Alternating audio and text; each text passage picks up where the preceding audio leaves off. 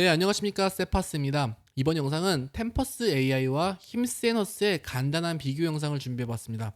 이 두 기업 모두 헬스케어로 이제 분류되지만 사실상 굉장히 성격이 다른 기업이에요. 비즈니스 모델도 다르고요.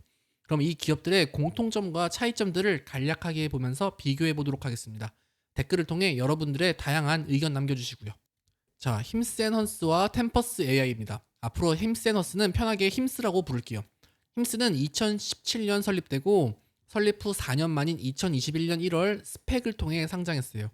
아시다시피 스펙은 이 IPO와 같은 정식 상장이 아니라 우회적으로 상장한 방식이죠.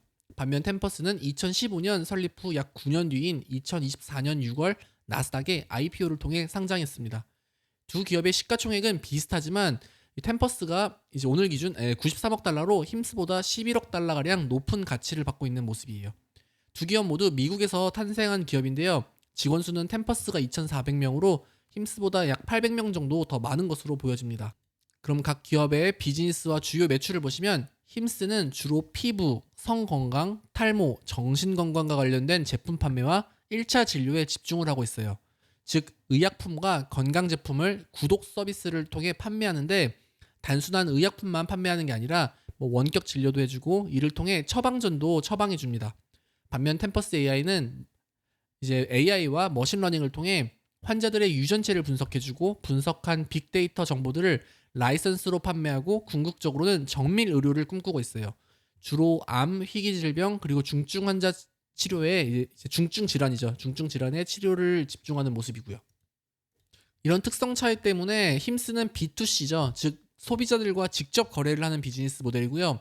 템퍼스는 제약회사, 암센터, 병원, 연구기관들과 거래를 하는 B2B 모델입니다. 그러니까 궁극적으로는 B2C도 꿈꾸지만 지금은 B2B가 맞죠. 이 두 회사 모두 AI를 활용하는데요. 이 기술 활용 방식에서는 힘쓰는 온라인 원격 진료를 해주고 이 개인의 맞춤형 의약품을 전기 배송해주는데 이제 사용하고 있는 반면 템퍼스는 유전자와 임상 데이터들을 AI로 분석해주면서 이 정밀 의료 치료에 사용을 하고 있어요. 그러니까 이쪽이 조금 더 고차원적인 AI 활용인 셈이죠. 그러니까 비교 우위에 있는 특징으로는 힘스 같은 경우는 미국 내 200만 명 가량의 유료 구독자를 확보 중이고요.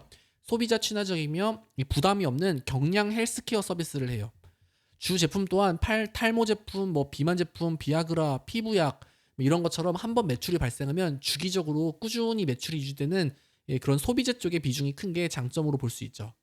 네, 반면 템퍼스 AI는 700만 명 이상의 환자 임상 데이터를 확보하여 이것으로 대규모 데이터베이스를 활용한 이 고부가 가치 서비스를 제공할 수 있는 기업입니다. 템퍼스는 의약품이나 이런 소비재를 판매하는 게 아니라 보유한 데이터를 통해 이런 의약품을 만들어내는 제약회사나 연구기관 등을 도와줄 수 있는 역할도 이제 추가적으로 하고 있는 셈이죠. 자, 이제 비즈니스 모델을 보았으니까 두 기업의 재무와 수익성도 잠깐 볼게요. 힘스는 비즈니스 모델이 이미 잘 잡혀 있어요. 잘 잡힌 상태에서 확장 중이고 템퍼스는 아직까지는 이제 불안정합니다. 그 정밀 의료라는 그들이 꿈꾸는 최종 단계의 매출은 아직 발생하지 못하고 있고요. 아직까지는 유전체 검사와 데이터 라이센스 매출이 절대적이에요. 보시면 2024년 기준 총 매출은 힘스가 이제 69% 전년 대비죠. 전년 대비 69% 상승한 14억 달러를 기록했고 템퍼스는 전년 대비 30% 정도 증가하고 힘스의 절반 수준인 약 7억 달러를 기록한 게 눈에 보입니다. 물론 힘스는 GLP-1이죠. 그 비만 치료제 판매를 시작하면서 2024년도 매출이 크게 증가한 영향도 없진 않습니다. 그렇지만 그것을 떠나서도 성장성 자체는 좋은 회사인 것 같아요. 네, 가장 중요한 수익성인 이 매출 총이익률을 보셔도 힘스는 79.5%로 굉장히 높은 수익성을 보여주고요. 템퍼스는 55%가량을 보여주는 모습입니다. 템퍼스도 낮진 않아요. 하지만 템퍼스의 경우 이 향후 데이터 분야와 정밀 의료 분야가 더 커질수록 이 수익성은 더 좋아질 것으로 보여집니다. 하지만 이것은 어디까지나 예측일 것 뿐이고요. 현재의 수치가 이렇다는 것 또한 중요하게 받아들여야죠. 네, 영업이익을 보시면 힘스는 2024년 총 6,100만 불의 영업이익을 기록한 반면 템퍼스는 적자 회사로 전체 매출과 비슷한 약 7억 불가량의 적자를 기록했습니다. 물론 세부 내용을 뜯어보면 임직원 주식 보상과 같은 비용이 크지만 일단 지표상으로는 이렇게 보는 거예요. 그리고 영업활동에 의한 현금 흐름을 보시면 힘스는 2억 5천만 달러의 현금을 영업으로 창출했습니다. 반면 템퍼스는 1억 9천만 불의 현금을 유출했고요. 즉 아직까지만 보면 힘스가 이 수익성도 더 좋고 현금 흐름도 더 좋은 비즈니스를 하고 있다라는 모습이고요. 이 유동 비율을 보시면 템퍼스가 229%로 유동성은 힘스보다 더 좋은 모습이었지만 총 부채 비율을 보시면 힘스는 2%인 반면 템퍼스는 830%가 됩니다. 보시면 힘스는 대출성 부채가 전혀 없어요. 전부 다 비즈니스를 자기 자본으로 돌리고요. 그로 인해 2024년 한 해 동안 이자 비용으로는 한 푼도 안 냈어요. 반면 템퍼스는 대출성 부채가 많이 있고 이자 비용으로만 5,300만 불을 지급한 모습입니다. 즉 현재 기준으로만 볼 때 재무 상태는 힘스가 뭐 압도적으로 안정적이라는 거죠. 자, 오너십 구조를 볼 건데요. 이건 전부 2024년 12월 31일 기준이라 지금은 좀 많이 달라졌을 수도 있어요. 하지만 이때 기준으로 본다면 템퍼스는 전체 주식 물량의 48%가량을 내부자가 보유하고 있고요. 기관들의 물량이 많이 아직까지는 팔려있지 않은 모습입니다. 그래서 저는 오히려 템퍼스의 임직원들이 주식을 대량으로 시장에 팔 때마다 뭐 기분은 나쁘지만 오히려 잘 됐다고 보는 거예요. 결국 시장에 이 유통 물량이 많아질수록 주가 변동성이 낮아집니다. 보시면은 일단 총 200개의 기관들이 주식을 보유 중이고요. 캐시우드의 이제 ARK 아크 인베스트가 비중은 제일 큰 모습이네요. 근데 아마 이 비중은 최근 더 커졌을 거예요, 훨씬. 최근 하락장에서 이제 아크 인베스트가 엄청 죽었거든요. 그 다음으로 이렇게 소프트뱅크가 보이고요. 아직까지 다른 메이저 기관들은 큰 비중으로 들어오진 않은 것 같아요. 뭐 반대로 생각하면 향후 이제 큰 기관들이 더 들어오게 된다면 템퍼스의 주가는 더 뛸 수도 있는 거고요. 네. 네, 보시면 반면 힘스는 굉장히 안정적인 모습이죠. 내부자 물량이 약 11% 정도이고요. 총 535개의 기관이 들어와 있어요. 순위를 보시면 뭐 블랙록, 뱅가드, 스테이트 스트리트 같은 글로벌 자산운용사 3대장이 모두 들어와 있는 모습이고요. 뭐 골드만삭스와 모건 스탠리도 있네요. 자, 최근 1년치의 템퍼스의 주가 변동입니다. 저는 세부적 차트를 다루기보다는 그냥 이 변화 모습만 큰 틀에서 한번 보여주고 싶었어요. 딱 봐도 변동성이 굉장히 심해 보이죠. 이 기업에 확신이 없는 투자자분이시면은 이 변동성을 버티기 진짜 어려울 겁니다. 그리고 앞으로 템퍼스는 앞으로도 이 변동성이 좀 클 것 같아요. 반면 힘스는 최근에 이 큰 상승과 큰 하락을 했지만 이것은 비만 치료제 사용 유무가 가장 컸고요. 뭐 요즘 조정장도 있고 그것을 제외하면 비교적 뭐 차분하게 이렇게 조그맣게 이렇게 우상향하는 모습입니다. 네, 자 그러면은 마지막으로 각 기업의 장단점을 간단히 볼게요. 먼저 템퍼스 AI입니다. 장점으로는 이 기업은 의료학의 이 수직 통합 시스템을 구축 중이에요. 자신만의 생태계를 만들고 있습니다.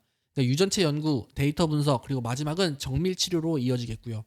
이것이 가능하게 된 이유 중 하나는 바로 방대한 임상 자료가 확보되어 있고 이것을 머신러닝을 통해서 계속 진화시켜서 그렇습니다.